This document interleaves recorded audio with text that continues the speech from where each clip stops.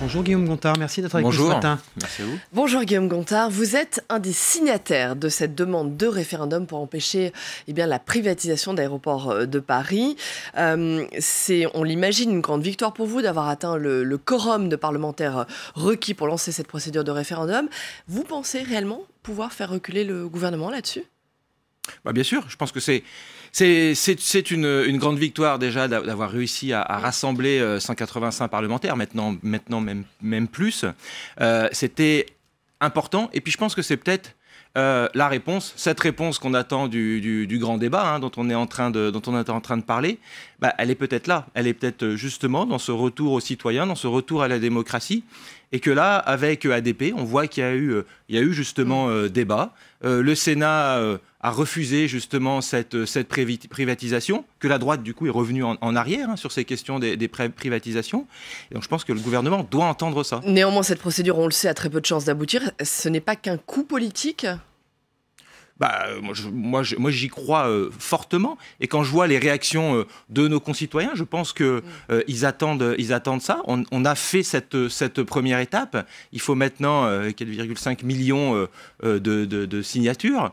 Quand on le répartit par département, c'est pas quelque chose qui est inatteignable. Et je pense qu'après, va falloir aller au boulot, va falloir aller à la rencontre de nos concitoyens pour leur montrer l'importance qu'il y a et qu'ils peuvent avoir en signant un vrai pouvoir.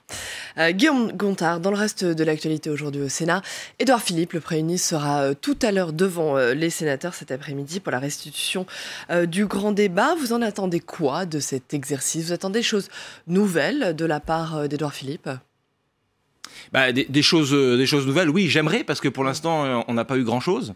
Moi, je voudrais déjà quand même remercier tous nos concitoyens, tous les gens qui sont mobilisés pour qu'on arrive à ce grand débat. Parce que derrière, donc c'est une réussite déjà, cet exercice.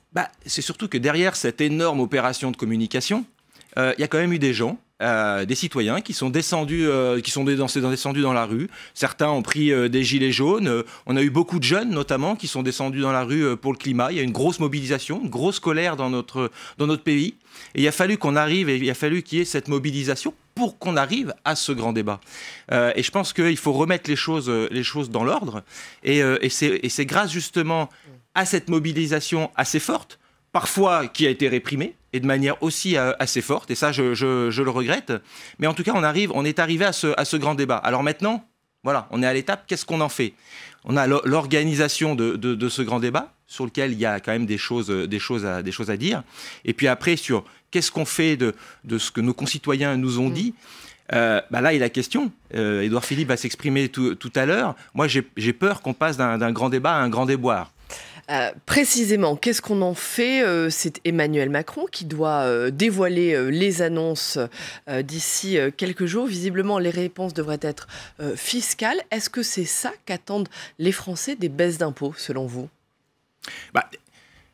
Je suis franchement pas sûr. Je sais pas. Moi, je me suis déplacé à la fois sur mon territoire, dans notre pays. Je passe de temps en temps à des ronds-points comme tout le monde, et j'ai pas l'impression que ce qui est pu ressortir, ce qu'on est en train de nous dire, soit vraiment ce que moi j'ai pu ressentir en allant sur ces ronds-points.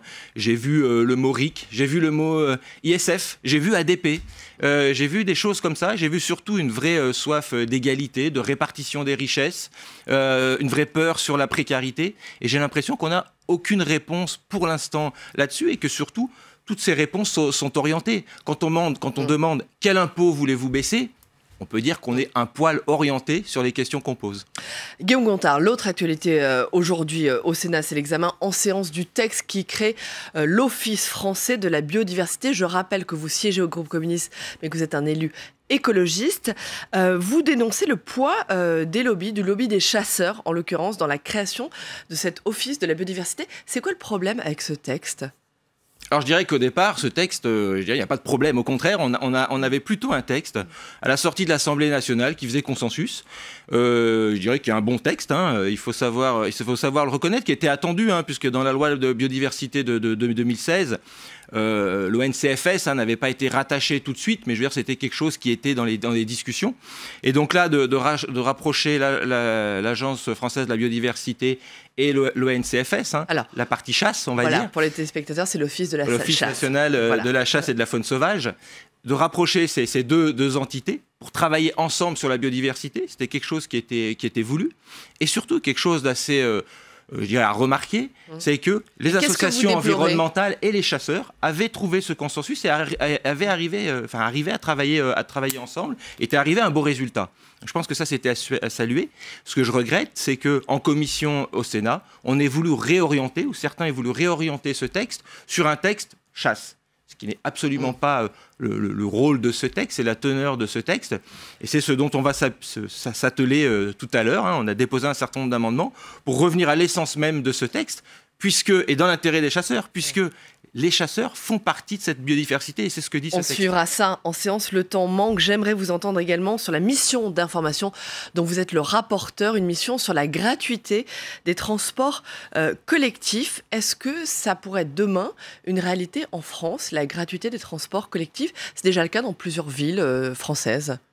Oui, c'est pour ça qu'on a proposé avec mon groupe CRCE cette mission, qui est le fait de travailler sur cette gratuité des transports. On voit que c'est quelque chose qui fait débat partout dans notre pays. On a les élections municipales qui vont arriver. À Dunkerque, par exemple, à Dunkerque, ça marche dans les villes où ça a été mis en place. On a l'exemple de Dunkerque qui est plutôt très positif, et d'ailleurs on va rencontrer le maire de Dunkerque pour justement dans le cadre de cette mission, qui est très positif. On a des exemples de recul. Le but, c'est pas de dire la gratuité des transports, c'est la solution à tout, c'est vraiment de poser les choses et de pouvoir donner des éléments à tous ces élus qui demain voudront réfléchir, parce que la gratuité, c'est pas forcément la gratuité totale, ça peut être la gratuité sur certaines tarifications, ça peut être la gratuité dans des périodes, ça peut être la gratuité de certains services.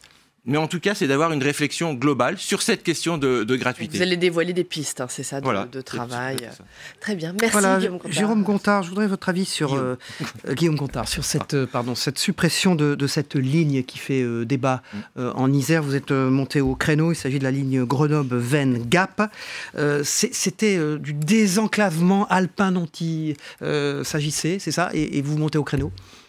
Je monte, c'est même plus qu'au créneau, je me bats pour cette ligne. Et puis je dirais sur toutes les lignes qui sont menacées. On a eu le texte sur la loi mobilité la semaine dernière. C'est ce que j'avais dit à Elisabeth Borne. Oui. Comment on peut travailler sur les mobilités, demander à nos concitoyens de changer leurs habitudes, de laisser de côté leur voiture, et puis en même temps arriver à des situations comme sur cette ligne qui risquent de fermer en 2020 si des travaux, si de l'argent n'est pas mis sur cette ligne. Au lieu de vous alerter les pouvoirs publics, mais qu'est-ce que vous pouvez faire comme élu? Comme élu, moi j'ai rencontré le préfet Philizot, qui est chargé par la ministre Borne de travailler justement sur ces questions-là, avec des orientations qui peuvent être intéressantes pour réfléchir sur comment on pourrait à la fois changer les normes et donc le coût sur l'entretien de ces lignes, sur une autre manière d'utiliser ces lignes. Mais en tout cas, il faut absolument garder ce service sur nos territoires et c'est vraiment un outil de désenclavement. Merci Guillaume Gontard, sénateur de l'Isère. Merci.